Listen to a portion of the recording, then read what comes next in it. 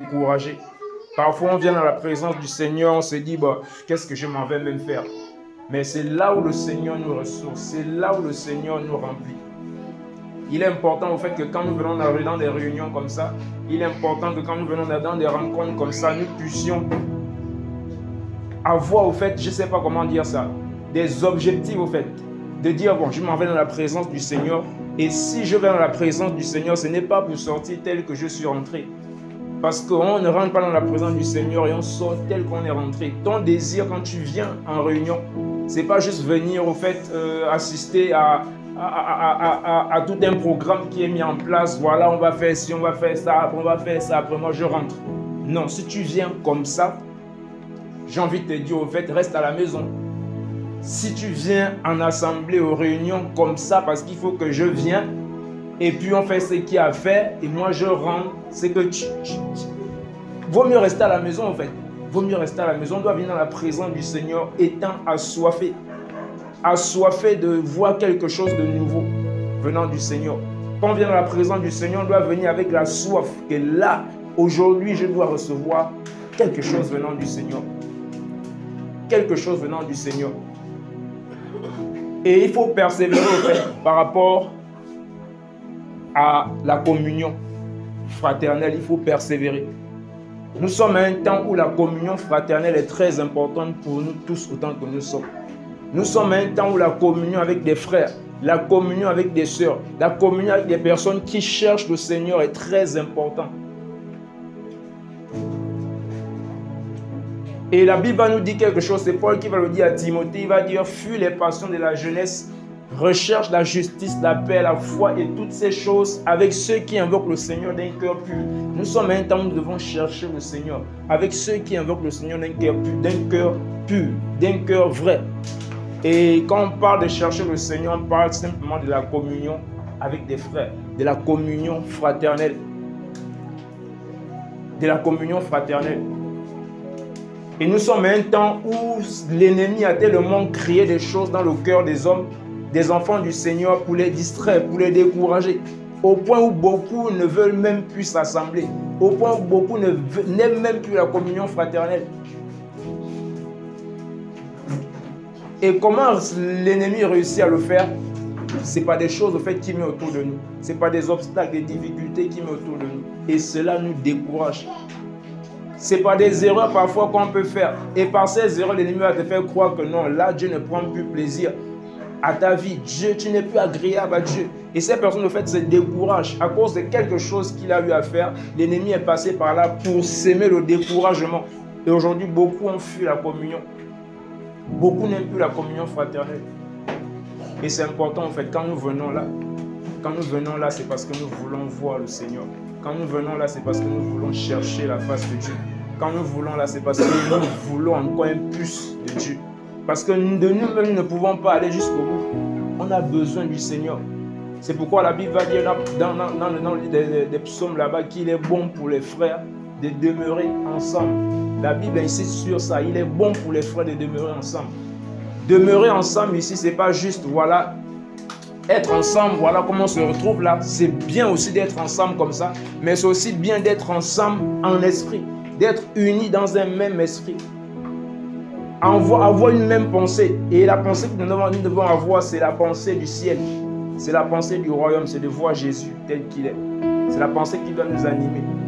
Et ainsi, nous serons tous ensemble. Il est bon pour les frères d'être ensemble. Nous devons avoir le désir. Nous devons avoir, je ne sais pas comment dire ça, toujours cette envie-là d'être avec des frères. Parce que c'est là où le Seigneur déverse des grâces et des bénédictions en abondance. Et l'ennemi, sachant que c'est dans la présence du Seigneur que le Seigneur nous ressource, nous remplit, que le Seigneur nous interpelle, il va faire tout au fait pour nous éloigner de la communion fraternelle. Et pourquoi aujourd'hui beaucoup de personnes fuient la communion fraternelle? Beaucoup fuient la communion fraternelle parce que ces personnes ne veulent pas parfois qu'on expose leurs péchés. Beaucoup fuient la communion fraternelle parce que ces personnes n'aiment pas quand on expose les œuvres qui les tiennent captifs. C'est pourquoi beaucoup, à cause d'une erreur, s'éloignent.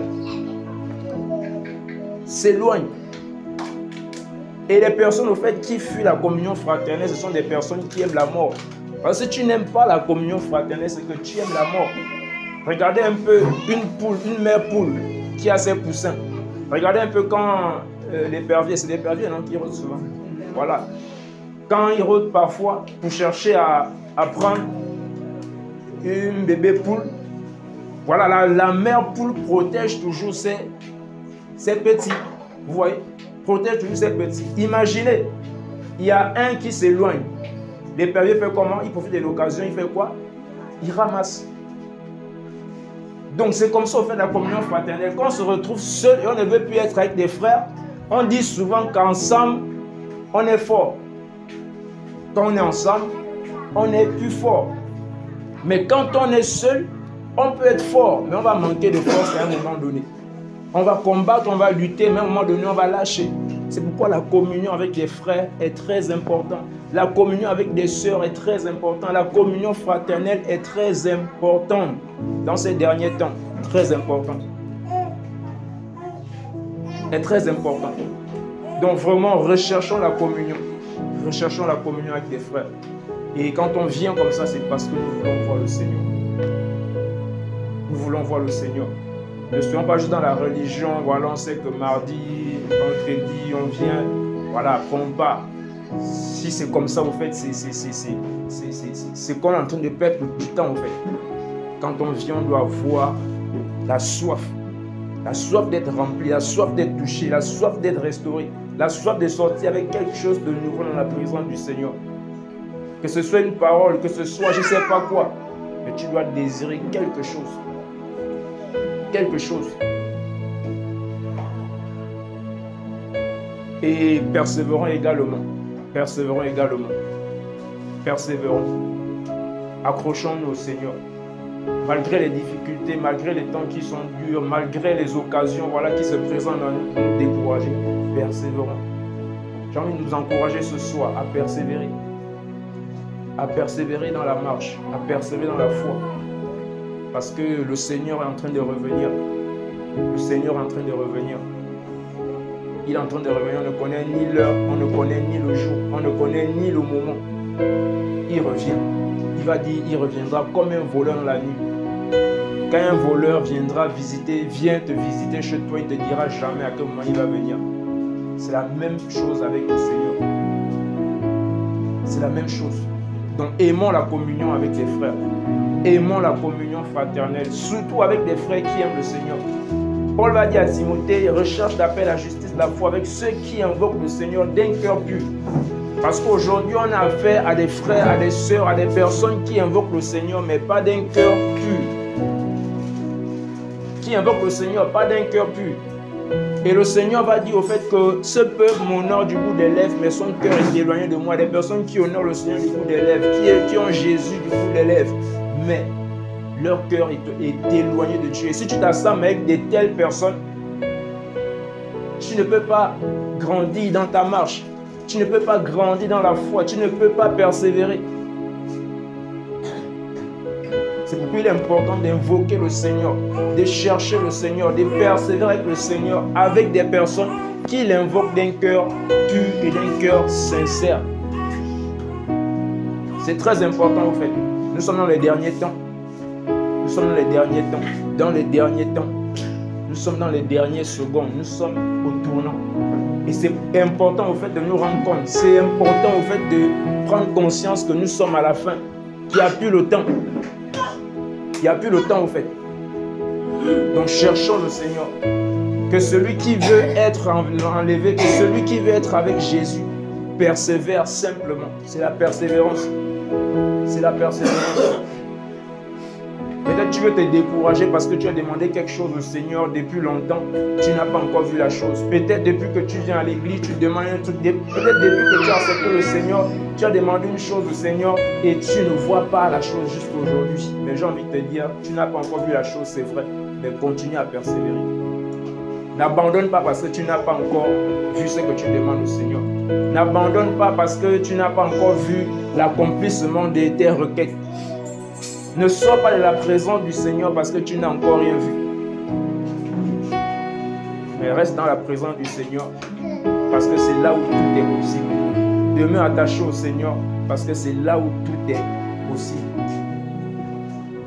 Donc c'est cet encouragement en fait. Jésus revient. Et rassurons-nous que nos vies appartiennent véritablement au Seigneur. Rassurons-nous que nos vies appartiennent véritablement à Jésus. Rassurons-nous que nos noms sont écrits dans le livre de vie. Rassurons-nous. Ne venons pas juste à l'église. Ne venons pas juste chauffer les chaises, mais rassurons-nous qu'également nos noms sont écrits dans le livre de la vie éternelle. Parce que si nos noms ne sont pas écrits dans le livre de la vie éternelle, on est perdant en fait. Rassurons-nous. Et nous sommes à un temps, comme le Seigneur l'a dit à la femme samaritaine dans Jean 4 là-bas, il va dire en fait que l'heure vient et elle est déjà venue, où les vrais adorateurs adoreront le Père en esprit et en vérité. L'heure vient et elle est déjà venue. L'heure est là. Où le Seigneur cherche quoi? Des vrais adorateurs.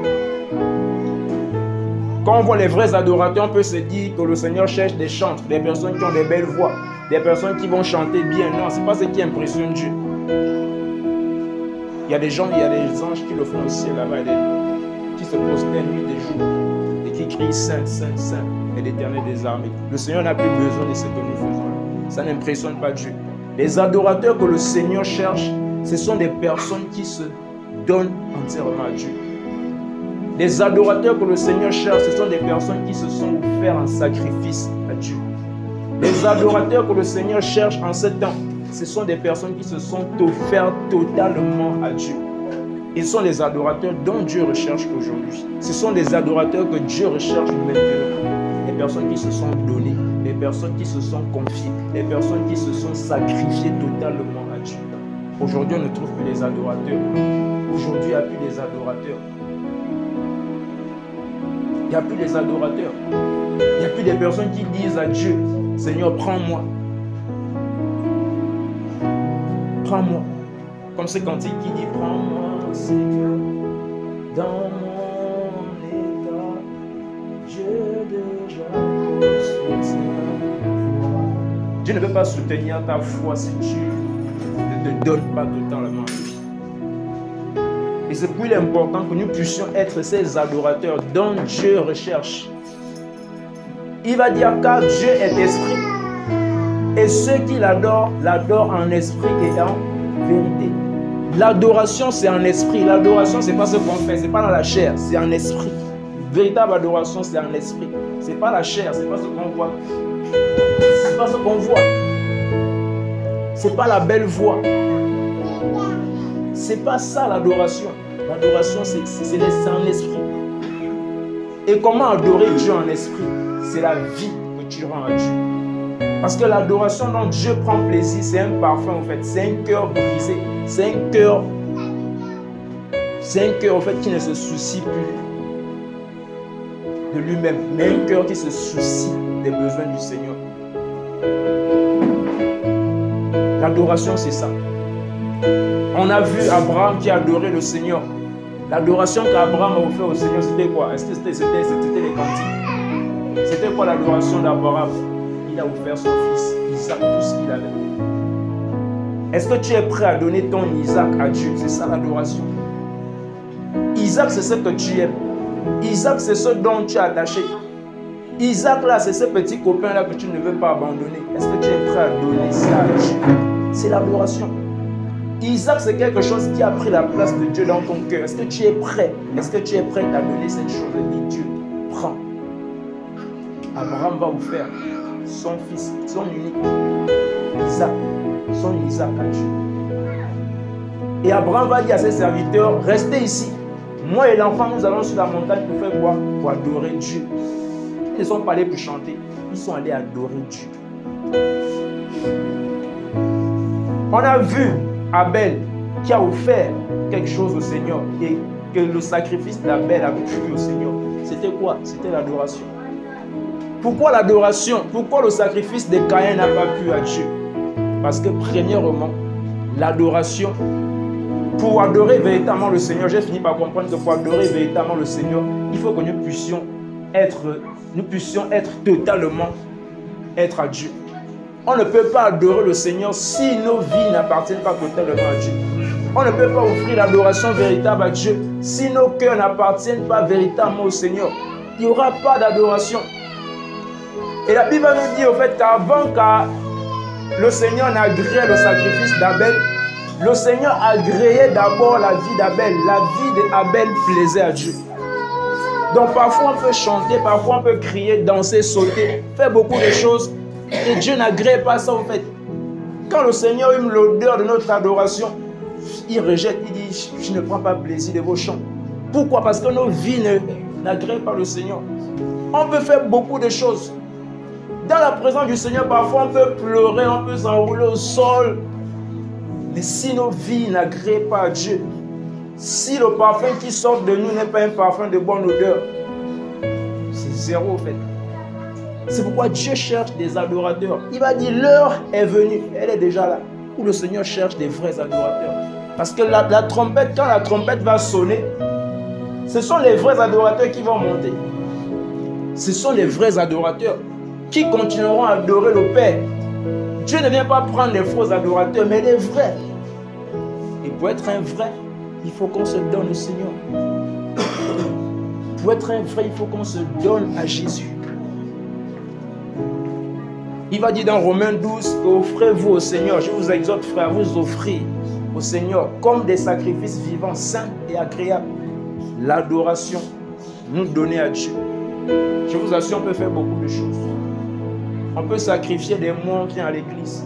On peut sacrifier des mois, on assiste aux réunions de prière. On peut sacrifier des jours, des années. On s'assemble avec des frères. Mais si nos vies ne sont pas offertes à Dieu comme des sacrifices vivants, Dieu ne veut pas des sacrifices morts, mais il veut des sacrifices vivants. Des sacrifices vivants. Des sacrifices vivants, c'est ce dont Dieu prend plaisir. Donc offrons-nous à Dieu. Je nous encourage, offrons-nous à Dieu. Dieu a besoin de nous. Dieu a besoin de toi. Dieu a besoin de moi. Il a besoin des sacrifices vivants. Parce que Dieu veut des personnes qui vivent pour les utiliser.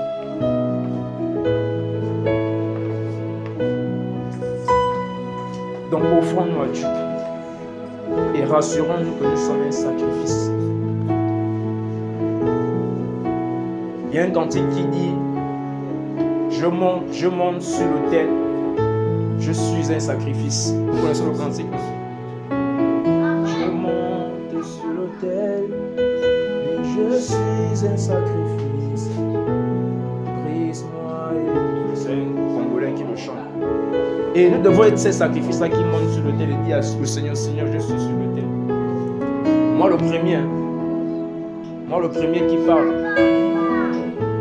Moi le premier qui parle. Je ne suis pas arrivé. Donc nous avons tous besoin, nous tous, moi le premier, de monter sur l'autel et de dire à Dieu, voici, je suis un sacrifice. Un sacrifice vivant. Brise-moi. Nous avons besoin de ça. Je vous assure, nous avons besoin de ça. Nous avons besoin de ça. Parce que c'est la seule chose, au fait. C'est notre espérance, voir le Seigneur. C'est notre espérance être enlevé. C'est notre espérance être sauvé. C'est notre espérance. On n'a pas d'autre espérance que de voir Jésus. On n'a pas d'autre espérance que de voir le Seigneur. Donc vraiment, je nous encourage. Persévérons. Cherchons le Seigneur. Tu vois que ta relation n'est pas bonne avec le Seigneur. Ne te décourage pas. Mais persévère. Persévère. Persévère. Ne sors pas dans la présence du Seigneur parce que les choses n'ont pas changé. Mais reste dans la présence du Seigneur parce que c'est l'unique endroit où tout peut changer. Si tu sors, rien ne peut changer hors de la présence du Seigneur. Demeure attaché au Seigneur. C'est en étant attaché au Seigneur que les choses peuvent changer. On a l'exemple d'un homme, cet homme boiteux qui restait tout le temps devant le temple. Qui chaque matin le transportait, le déposait devant le temple. Et cet homme-là demandait de l'aumône tous les jours. Il était habitué qu'il se place des vieux, on donne le l'aumône, il reçoit les 5 000, les 500, les 1000 francs pour manger avec. Mais dans sa persévérance, d'autres pourront dire que cet homme, au fait, n'avait pas une relation, n'avait pas une intimité avec Dieu, mais il avait quelque chose, c'était la persévérance. Il savait être là, toujours, chaque matin, il venait. Il venait. Il venait. Donc ne fut pas la communion fraternelle Ne fuis pas la communion parce que tu as demandé un truc à Dieu et tu n'as rien vu. Mais persévère. Parce que c'est l'endroit où tout peut changer.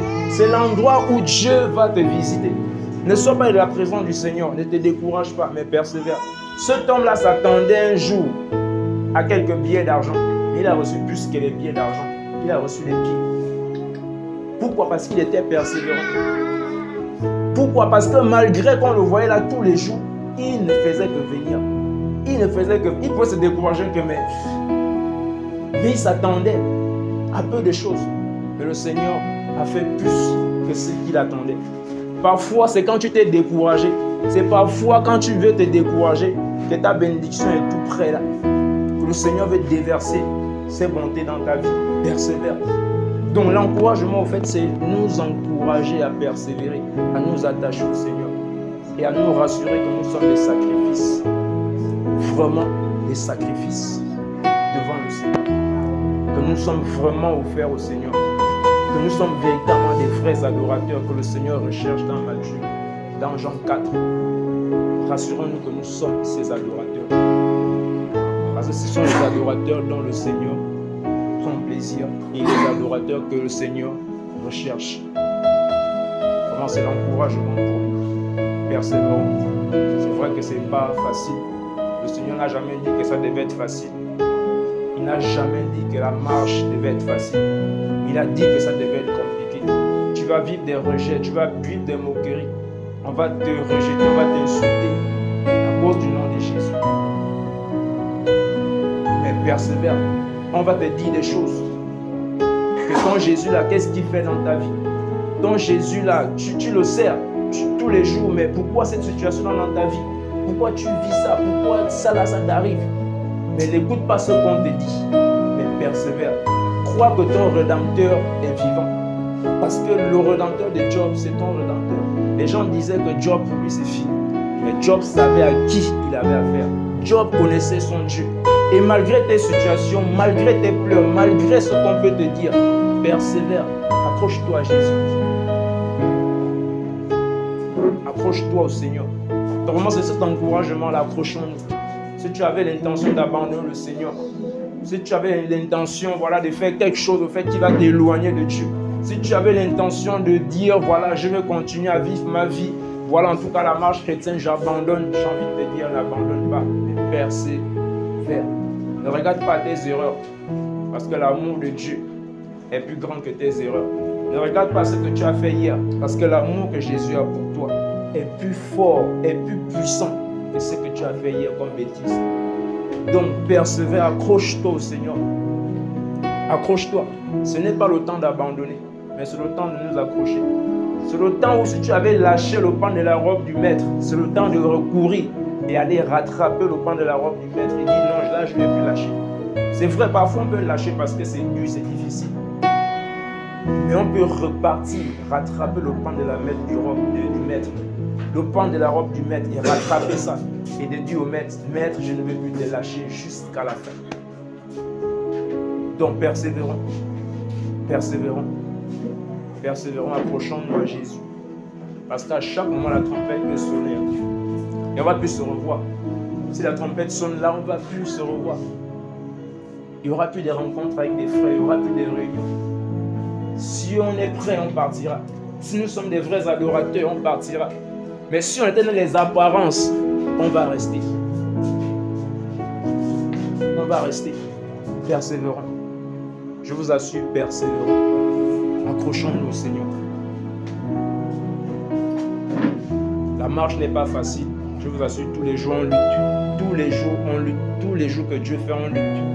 On lutte avec ses œuvres. On lutte avec la chair. La marche chrétienne n'est pas facile.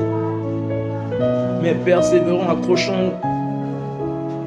Laisse cette chose-là qui voulait te distraire, qui voulait t'éloigner de Dieu. Éloigne-toi de cette personne-là qui voulait te distraire, t'éloigner de Dieu. La Bible va dire que si ton œil est pour toi une occasion de chute, arrache et jette. Si ton bras est pour toi une occasion de chute, coupe et jette. Il va dire, vaut mieux aller au ciel avec un bras ou un œil en moins que d'aller au feu avec tout ton corps. S'il y a quelque chose qui cause, qui peut être une occasion de chute actuellement,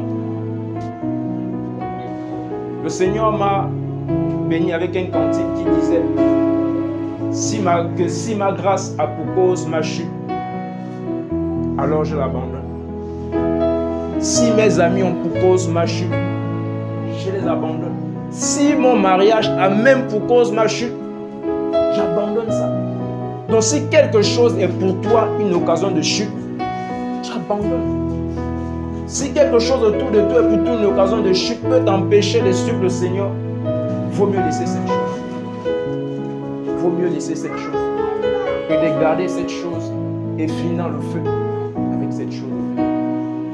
Vaut mieux t'en séparer. Donc c'est vraiment l'encouragement. C'est vraiment l'encouragement. On a besoin d'être encouragé dans ces temps. On a besoin, je vous assure, beaucoup sont en train d'abandonner la foi.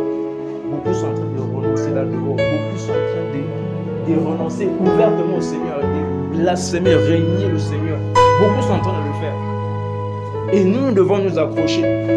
Nous, on doit dire non, Seigneur, on ne veut pas t'abandonner. On ne veut pas t'abandonner.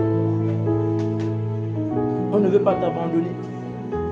Il y a les occasions qui se présentent à nous tous les jours. Tous les jours. Les occasions qui peuvent nous faire abandonner le Seigneur. Nous devons tenir. Beaucoup abandonnent. Beaucoup sont en train de renoncer à la foi. Beaucoup sont en train de repartir à leur vomi. Ce qu'ils avaient vomi hier, beaucoup sont en train de retourner. Beaucoup sont en train de retourner. Et nous devons prier pour le corps de Christ, prier pour l'église du Seigneur. Beaucoup sont en train de se décourager. Beaucoup sont en train de se décourager. C'est la chose, c'est l'unique chose en fait, c'est l'unique chose. C'est l'unique chose. Nous accrocher au Seigneur jusqu'à la fin. C'est l'unique chose que nous devons rechercher actuellement. L'unique chose. Nous accrocher au Seigneur, c'est tout. C'est tout. Nous sommes fait un temps où on doit chercher beaucoup de choses. Nous sommes un temps où on doit chercher à s'accrocher à Dieu. C'est tout. Il y a autre chose. Nous sommes tournants. C'est plus le temps de la distraction. C'est plus le temps de nous distraire. C'est plus le temps de... Ce n'est plus le temps.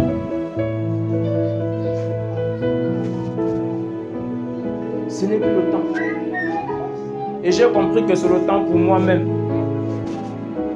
de beaucoup m'examiner. Parce que parfois on regarde beaucoup aux autres, mais parfois on s'oublie soi-même. On regarde beaucoup à la vie des autres, mais parfois on s'oublie. On oublie de nous régler nous-mêmes. On oublie de nous examiner si nous-mêmes nous sommes encore dans les voies du Seigneur. C'est nous tous au fait. Moi le premier. Moi le premier. Donc c'est vraiment ça l'encouragement. Restons en prière. Prions les uns pour les autres. Priez pour moi. Priez pour moi. J'ai besoin de la grâce du Seigneur pour persévérer. Priez pour moi. J'ai besoin de la force du Seigneur pour continuer la course. Parce que ce n'est pas le Seigneur, je vais abandonner. Si le Seigneur me lâche, j'abandonne. Donc portez-moi, pensez à moi dans vos prières. À chaque moment, pensez à moi quand c'est possible. Pensez à moi dans vos prières. C'est chaud. Le combat est chaud et rude. Comment pensez à moi dans vos prières. Également, moi je penserai à vous dans mes prières. Prions les uns, prions pour les autres. Priez également même pour ceux et celles que vous ne connaissez pas. La Bible nous exhorte, nous encourage à prier pour tous les saints. C'est la volonté du Seigneur. Prions pour tous les saints parce que les saints ont besoin de prières. Paul en prison, il a fallu que les apôtres prient pour lui.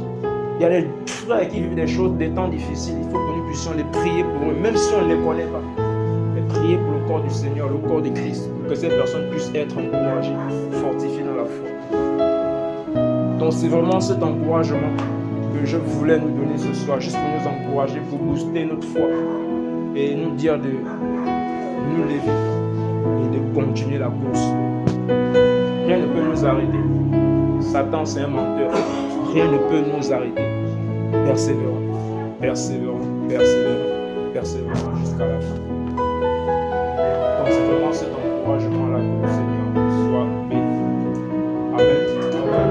Donc vraiment que le Seigneur soit béni. Et j'aimerais ce soir que tu pries. J'aimerais ce soir que tu pries.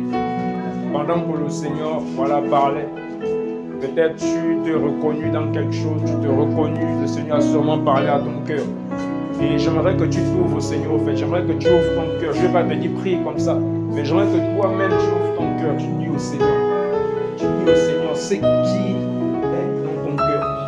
Que tu dis au Seigneur selon ce que l'Esprit t'a interpellé ce soir pendant que le message passait. Il a sûrement parlé à ton cœur. J'aimerais que tu pries. Élève ta voix et commence à parler à Dieu. Élève ta voix et commence à prier. Seigneur, merci pour ta grâce, à notre Père. Merci Jésus-Christ de Nazareth. Père, je te rends grâce. Père, je te loue, je te bénis, Abba Père. Jésus, merci pour ta grâce. Merci Saint-Esprit de Dieu, Père. Merci Saint-Esprit de Dieu, Père. Seigneur, merci Saint-Esprit de Dieu, Père. Seigneur, je te bénis, Seigneur, pour ta présence, pour ta grâce, Jésus. Seigneur, je te bénis pour ta grâce, pour ta présence, Elohim, mon Dieu de gloire. Seigneur, je te bénis, Saint-Esprit de Dieu, pour ta présence, Abba Père. Seigneur Jésus, merci pour ta grâce, Père. Seigneur, merci Saint-Esprit pour ta présence, Adonai. Seigneur, merci pour tes paroles, Seigneur, qui sont esprit et vie, Abba Père. Merci parce que tu déclares que ta parole ne va pas quelque part et retourne à toi sans accomplir le but pour lequel elle a été envoyée. Seigneur, merci, Père Adonai, pour ta parole, pour ta présence, Seigneur. Merci parce que ta parole, Seigneur Jésus de Nazareth, visite mon cœur, Adonai, Père. Pénètre, Adonai, au Dieu de gloire, au fond de mon cœur, Jésus de Nazareth. Seigneur, donne-moi de persévérer, Jésus. Seigneur, Père, je manque de persévérance, Adonai, au Dieu de gloire, Père. Seigneur, Adonai, au Dieu de gloire, donne-moi, Père, ô Dieu de gloire.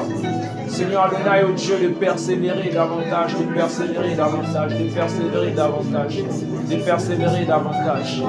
Père, je ne veux pas lâcher le pan de ta robe, Jésus de Nazareth. Père, je ne veux pas lâcher le pan de ta robe, Jésus. Je ne veux pas lâcher le pan de ta robe, Père. Je ne veux pas lâcher le pan de ta robe, Jésus de Nazareth. Je ne veux pas lâcher le pan de ta robe, Jésus de Nazareth. Je ne veux pas lâcher le pan de ta robe, Père. Oh Jésus de Nazareth. Oh Jésus de Nazareth. Oh Jésus de Nazareth. Oh Jésus de Nazareth. Oh Jésus de Nazareth. Oh Jésus de Nazareth. Oh Jésus de Nazareth.